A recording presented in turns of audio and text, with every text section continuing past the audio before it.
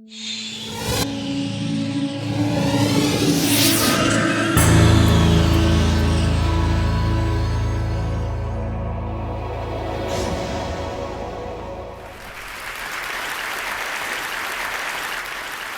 I was a student here in Oxford in the 1970s, the future of the world was bleak. The population explosion was unstoppable, global famine was inevitable, a cancer epidemic caused by chemicals in the environment was going to shorten our lives, the acid rain was falling on the forests, the desert was advancing by a mile or two a year, the oil was running out, and a nuclear winter would finish us off. None of those things happened. And astonishingly, if you look at what actually happened, in my lifetime, the average per capita income of the average person on the planet, in real terms, adjusted for inflation, has trebled. Lifespan is up by 30% in my lifetime. Child mortality is down by 2/3. Per capita food production is up by 1/3. And all this at a time when the population has doubled. How did we achieve that? Whether you think it's a good thing or not, how did we achieve that? How did we become the only species that becomes more prosperous as it becomes more populous? The size of the blob in this graph represents the size of the population, and the level of the graph represents GDP per capita. I think to answer that question, you need to understand how human beings bring together their brains and enable their ideas to combine and recombine, to meet and indeed to mate. In other words, you need to understand how ideas have sex. I want you to imagine how we got from making objects like this to making objects like this.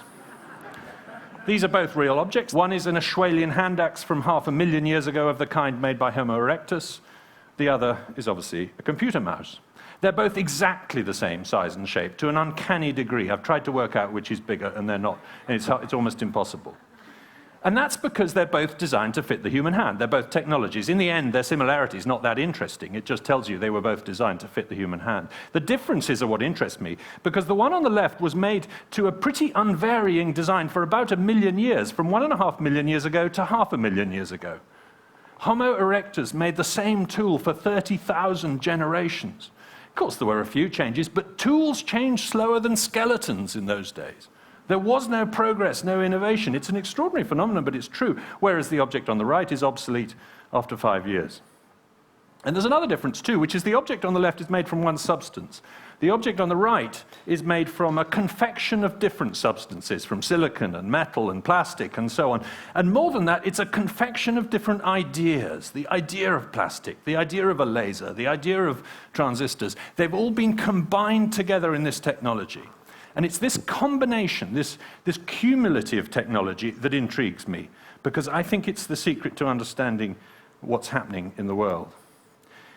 My body's an accumulation of ideas too. The idea of skin cells, the idea of brain cells, the idea of liver cells, they've come together. How does evolution do cumulative combinatorial things? Well, it uses sexual reproduction.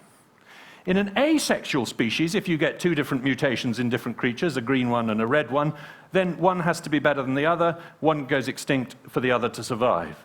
But if you have a sexual species, then it's possible for an individual to inherit both mutations from different lineages. So what sex does is it enables the individual to draw upon the genetic innovations of the whole species. It's not confined to its own lineage. What's the process that's having the same effect in cultural evolution as sex is having in biological evolution? And I think the answer is exchange. The habit of exchanging one thing for another. It's a unique human feature. No other animal does it. You can teach them in the laboratory to do a little bit of exchange, and indeed there's reciprocity in other animals, but the exchange of one object for another never happens. As Adam Smith said, no man ever saw a dog make a fair exchange of a bone with another dog. You can have culture without exchange. You can have, as it were, asexual culture. Chimpanzees, killer whales, these kind of creatures, they have culture. They teach each other traditions, which are handed down from parent to offspring. In this case, chimpanzees teaching each other how to crack nuts with rocks. But the difference is that these cultures never expand, never grow, never accumulate, never become combinatorial, and the reason is because there is no sex, as it were. There is no exchange of ideas. Chimpanzee troops have different cultures in different troops. There's no exchange of ideas between them. And why does exchange raise living standards? Well, the answer came from David Ricardo in 1817. And here's a Stone Age version of his story, although he told it in terms of trade between countries. Adam takes 4 hours to make a spear and 3 hours to make an axe. Oz takes 1 hour to make a spear and 2 hours to make an axe. So Oz is better at both spears and axes than Adam. He doesn't need Adam. He can make his own spears and axes. Well, no, because if you think about it, if Oz makes 2 spears and Adam makes 2 axes, and then they trade, then they will each have saved an hour of work. And the more they do this, the more true it's going to be. Because the more they do this, the better Adam is going to get at making axes, and the better Oz is going to get at making spears, so the gains from trade are only going to grow. And this is one of the beauties of exchange, is it actually creates the momentum for more specialization, which creates the momentum for more exchange, and so on. Adam and Oz both saved an hour of time. That is prosperity, the saving of time in satisfying your needs.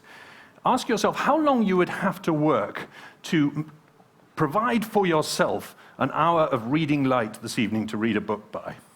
If you had to start from scratch, let's say you go out into the countryside, you find a sheep, you kill it, you get the fat out of it, you render it down, you make a candle, etc., etc. How long is it going to take you? Quite a long time. How long do you actually have to work to earn an hour of reading light if you're on the average wage in Britain today? And the answer is about half a second. Back in 1950, you would have had to work for 8 seconds on the average wage to acquire that much light, and that's 7.5 seconds of prosperity that you've gained since 1950, as it were, because that's 7.5 seconds in which you can do something else or you can acquire another good or service. And back in 1880, it would have been 15 minutes to earn that amount of light on the average wage. Back in 1800, you'd have had to work 6 hours to earn a candle that could burn for an hour. In other words, the average person on the average wage could not afford a candle in 1800. Go back to this image of the axe and the mouse and ask yourself who made them and for who. The stone axe was made by someone for himself. It was self-sufficiency. We call that poverty these days. But the object on the right was made for me by other people. How many other people? Tens? Hundreds? Thousands? You know, I think it's probably millions. Because you've got to include the man who grew the coffee, which was brewed for the man who was on the oil rig, who was drilling for oil, which was going to be made into the plastic, etc. They were all working for me, to make a mouse for me. And that's the way society works. That's what we've achieved as a species. In the old days, if you were rich, you literally had people working for you. That's how you got to be rich. You employed them. Louis XIV had a lot of people working for him. They made his silly outfits like this, and they did his silly hairstyles or whatever. He had 498 people to prepare his dinner every night. But a modern tourist going around the Palace of Versailles and looking at Louis XIV's pictures, he has 498 people doing his dinner tonight, too. They're in bistros and cafes and restaurants and shops all over Paris, and they're all ready to serve you at an hour's notice with an excellent meal that's probably got higher quality than Louis XIV even had. And that's what we've done, because we're all working for each other.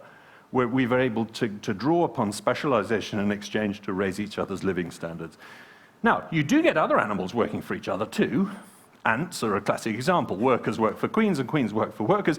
But there's a big difference, which is that it only happens within the colony. There's no working for each other across the colonies. And the reason for that is because there's a reproductive division of labor. That is to say, they specialize with respect to reproduction. The queen does it all. In our species, we don't like doing that. It's the one thing we insist on doing for ourselves, is reproduction.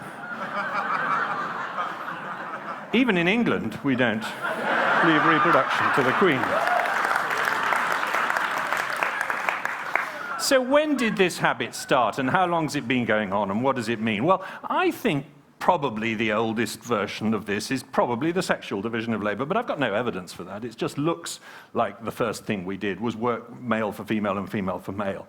In all hunter-gatherer societies today, there's a foraging division of labor between, on the whole, hunting males and gathering females. It isn't always quite that simple, but there's a distinction between specialized roles for males and females. And the beauty of this system is that it benefits both sides. The woman knows that, in the Hadzer's case here, digging roots to share with men in exchange for meat, she knows that all she has to do to get access to protein is to dig some extra roots and trade them for meat. And that she doesn't have to go on an exhausting hunt and try and kill a warthog. And the man knows that he doesn't have to do any digging to get roots. All he has to do is make sure that when he kills a warthog, it's big enough to share some. And so both sides raise each other's standards of living through the sexual division of labor. When did this happen? We don't know, but it's possible that Neanderthals didn't do this. They were a highly cooperative species. They were a highly intelligent species. Their brains, on average, by the end, were bigger than yours and mine in this room today. They were imaginative. They buried their dead. They had language, probably because we know they had the FOXP2 gene of the same kind as us, which was discovered here in Oxford. And so it looks like they probably had linguistic skills. They were brilliant people. I'm not dissing the Neanderthals.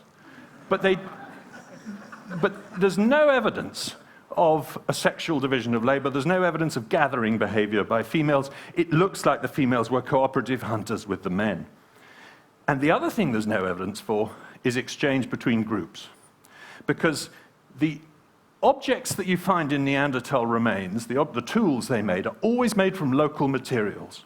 For example, in the Caucasus, there's a site where you find local Neanderthal tools. They're always made from local chert.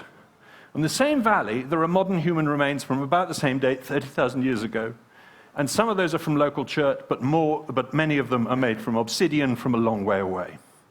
And when human beings began moving objects around like this, it was evidence that they were exchanging between groups. Trade is 10 times as old as farming. People forget that. People think of trade as a modern thing. Exchange between groups has been going on for 100,000 years. And the earliest evidence for it crops up somewhere between 80 and 120,000 years ago in Africa, when you see obsidian and jasper and other things moving long distances in Ethiopia. You also see these seashells, as discovered by a team here in Oxford, moving 125 miles inland from the Mediterranean in Algeria. And that's evidence that people have started exchanging between groups, and that will have led to specialization. How do you know that long-distance movement means trade rather than migration? Well, you look at modern hunter-gatherers like Aboriginals who quarried stone axes at a place called Mount Isa, which was a quarry owned by the Kalkadoon tribe. They traded them with their neighbors for things like stingray barbs, and the consequence was that stone axes ended up over a large part of Australia. So long-distance movements of tools is a sign of trade, not migration. What happens when you cut people off from exchange, from the ability to exchange and specialize? And the answer is that not only do you slow down technological progress, you can actually throw it into reverse. An example is Tasmania. When the sea level rose and Tasmania became an island 10,000 years ago, the people on it not only experienced slower progress than people on the mainland, they actually experienced regress. They gave up the ability to make stone tools and fishing equipment and clothing because the population of about 4,000 people was simply not large enough to maintain the specialized skills necessary to keep the technology they had. It's as if the people in this room were plonked on a desert island. How many of the things in our pockets could we continue to make after 10,000 years? It didn't happen in Tierra del Fuego. Similar island, similar people. The reason? Because Tierra del Fuego is separated from South America by a much narrower strait, and there was trading contact across that strait throughout 10,000 years. The Tasmanians were isolated. Go back to this image again and ask yourself not only who made it and for who, but who knew how to make it. In the case of the stone axe, the man who made it knew how to make it. But who knows how to make a computer mouse? Nobody. Literally nobody. There is nobody on the planet who knows how to make a computer mouse. I mean this quite seriously. The president of the computer mouse company doesn't know. He just knows how to run a company. The person on the assembly line doesn't know because he doesn't know how to drill an oil well to get oil out to make plastic, and so on. We all know little bits, but none of us knows the whole. I am, of course, quoting from a famous essay by Leonard Read, the economist in the 1950s, called I, Pencil, in which he wrote about how a pencil came to be made and how nobody knows even how to make a pencil, because the people who assemble it don't know how to mine graphite, and they don't know how to fell trees and that kind of thing. And what we've done in human society through exchange and specialization is we've created the ability to do things that we don't even understand. It's not the same with language. With language, we have to transfer ideas that we understand with each other. But with technology, we can actually do things that are beyond our capabilities. We've gone beyond the capacity of the human mind to an extraordinary degree. And by the way, That's one of the reasons that I'm not interested in the debate about IQ, about whether some groups have higher IQ than other groups. It's completely irrelevant. What's relevant to a society is how well people are communicating their ideas and how well they're cooperating, not how clever the individuals are. So we've created something called the collective brain. We're just the nodes in the network. We're the neurons in this brain. It's the interchange of ideas, the meeting and mating of ideas between them, that is causing technological progress, incrementally, bit by bit, however bad things happen. And in the future, as we go forward, we will, of course, experience terrible things. There will be wars, there will be depressions, there will be natural disasters. Awful things will happen in this century, I'm absolutely sure. But I'm also sure that because of the connections people are making and the ability of ideas to meet and to mate as never before, I'm also sure that technology will advance and therefore living standards will advance. Because through the cloud, through crowdsourcing, through the bottom-up world that we've created, where not just the elites, but everybody is able to have their ideas and make them meet and mate, we are surely accelerating the rate of innovation. Thank you.